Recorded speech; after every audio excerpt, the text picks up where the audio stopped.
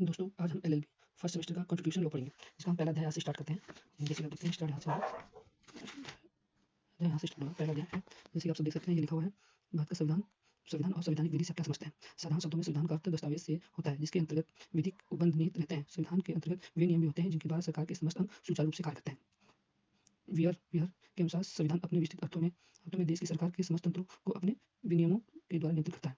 Weight of list के अनुसार उपयुक्त परिभाषा के आधार पर हम कह सकते हैं कि किसी भी देश की सरकार को विनियमित करके नियंत्रित करने तथा प्रशासनिक मशीनरी को भलीभांति कार्यान्वित करने के लिए संविधान निर्माण किया जाता है। बिना संविधान के सरकार के समस्त तंत्र व विनियमों के उस समूह को कहते हैं जिसके द्वारा किसी देश की सरकार स्थापित व विनियमित की जाती है। प्रशासनिक तंत्र और जनता को सामंजस्य स्थापित नहीं किया जा सकता है। संवैधानिक विधि से तात्पर्य उस विधि से है जो सरकारी तंत्र से संबंधित है और विधि का एक हिस्सा है।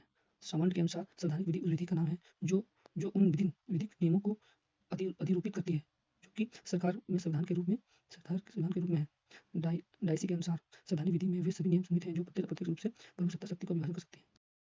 केल्के के अनुसार संवैधानिक विधि मूल नियमों का एक तंत्र है और यह सरकारी सिद्धांतों का वह भाग है जो राज्यों के मध्य संबंध, शक्तियों और एक दूसरे के प्रति शासन को बताता है। इस प्रकार यह स्पष्ट है कि संवैधानिक विधि किसी भी देश की वह विधि होती है जिसमें विधायिका, न्यायपालिका, कार्यपालिका के प्रकार, अधिकार, शक्तियों और कार्यों का उल्लेख होता है। संवैधानिक विधि न्यायपालिका, कार्यपालिका को अलग अलग स्पष्ट करती है। सरकारी मशीनरी, प्रभुसत्ता और देश व राज्य के नागरिकों को नियंत्रित करने के लिए संवैधानिक विधि एक महत्वपूर्ण भूमिका है। विधिक नियमों का उपनिहित करने वाली संवैधानिक विधि एक प्रकार का